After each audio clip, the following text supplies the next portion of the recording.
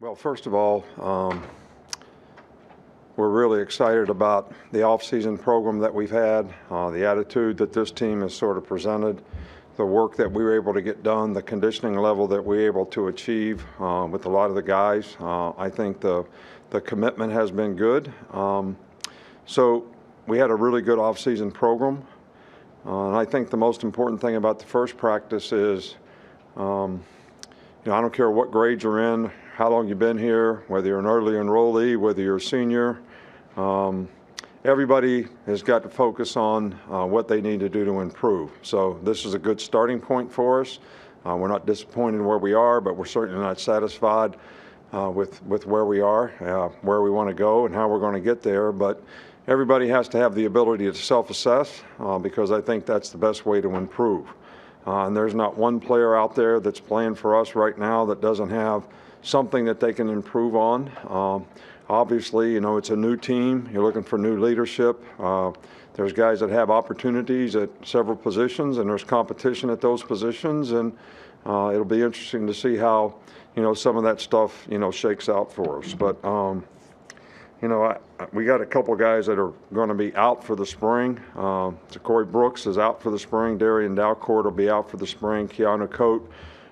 All those guys are out for the spring, whether they had injuries coming out of the season or whatever. All the other players are doing some portion of practice and are making some progress toward being able to practice at some point in time in the spring. And those assessments will be made, as they make progress, throughout the spring. I know you probably asked me about the early enrollees. I'm sure if you got to speak to them, that I'll tell you that there's a lot of anxiety. My first practice as a college player. They're all sort of, going through a different level of a learning curve that they have to go through. And we're pleased to have them here. I think it's going to be good for their development, and I think, some of these guys will be able to contribute to our team. We also have, 3 transfers, all of which I think will, create a role on the team for themselves. They were all impressive out there today. You're talking about older guys who have played in this league or in the ACC, and I think those 3 guys will be very helpful for us. I'm excited about the new coaches that we have. Every one of those guys have made a very positive contribution with their energy, enthusiasm, their knowledge, how they've helped contribute to, solving some of the issues and the problems that we sort of uncovered in self-scout in terms of things that we need to improve on. So we're excited about the staff. We're excited about the new enrollees. We're excited about the transfers.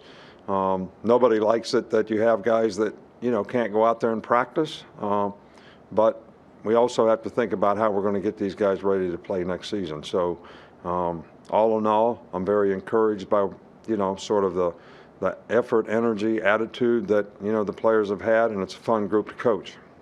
We'll start in the back with Mike. Wanted to ask about the analyst hires that you made between Zach Mettenberger and Todd Grantham and Derek Dooley. Well, Todd Grantham and Derek Dooley have worked for me before. I've known Zach Mettenberger for a long time. It's Ken Wiesenhunt's son-in-law, and Ken and I are really good friends.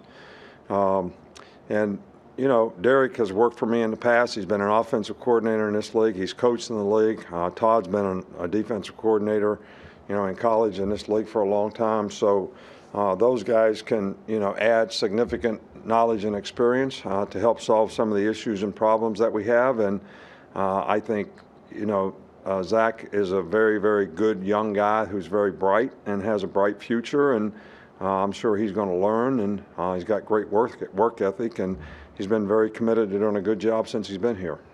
In the middle there. Kendall Randolph is a guy that's been in the program now 6 years. He can play tackle for you. He can flex out and play tight end. What kind of versatility is he bringing? What kind of example does he set? Because he does whatever you guys ask him to do for the other guys that can sort of have that sort of mindset on the team.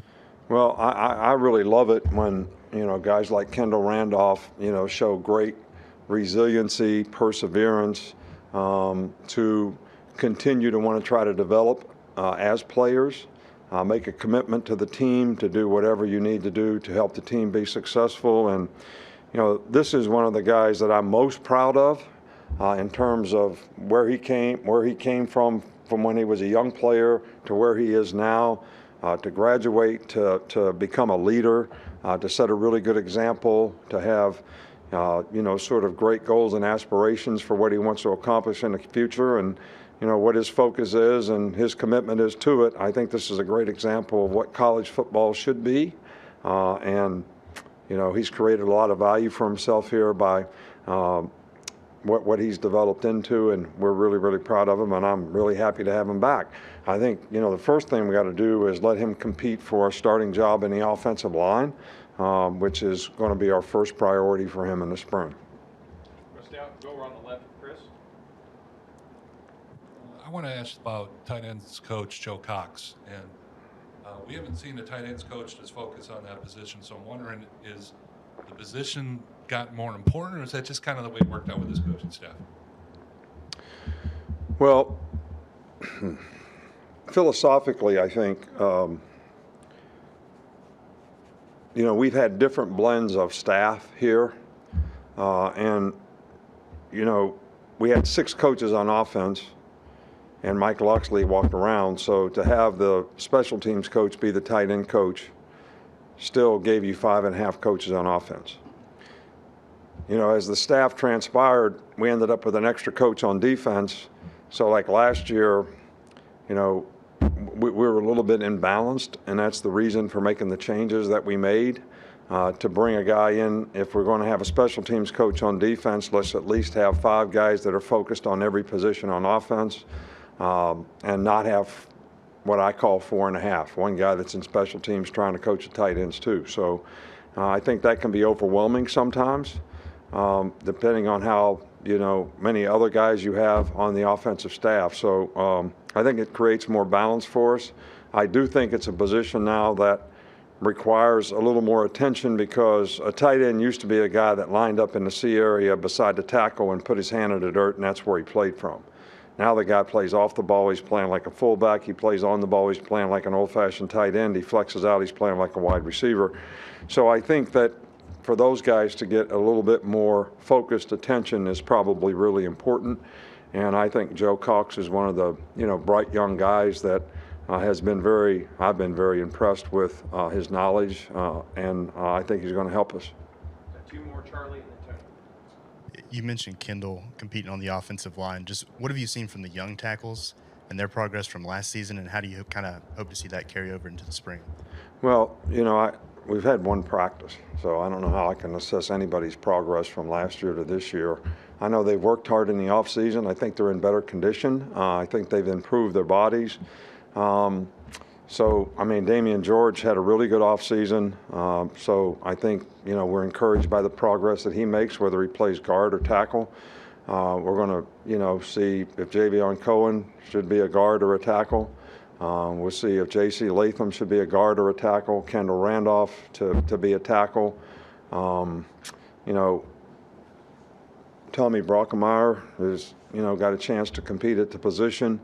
He was kind of in and out a little bit, fighting some injury things in the offseason, but we think that, he'll be able to make progress in the spring. So there's a lot of competition at the position, and, quite frankly, we're moving a lot of guys around to try to see how we can get the best 5 guys out there to play. So, and I'm not disappointed in progress that any of them have made to this point. Finish up here with Tony. I'll stick on the offensive line. Your last 4 title-winning teams have had a team captain at center. When you're looking to put together the best 5, is that one of the first places you look, is to kind of establish that center position and kind of move out? Or Well, I think center position is always important, but we have 2 guys that started significant games last year that are both centers. So Darian Dalcourt played really well last year, and so did Seth when he got the opportunity to play. So Darian's going to be out in the spring, but when he comes back, Seth's a good leader. He's a tough guy. I feel really good about those 2 guys. Just trying to get the other guys in the right spot, and maybe who do we develop to be a 3rd center, because that's always an important spot to, have somebody that can fill if you lose a guy.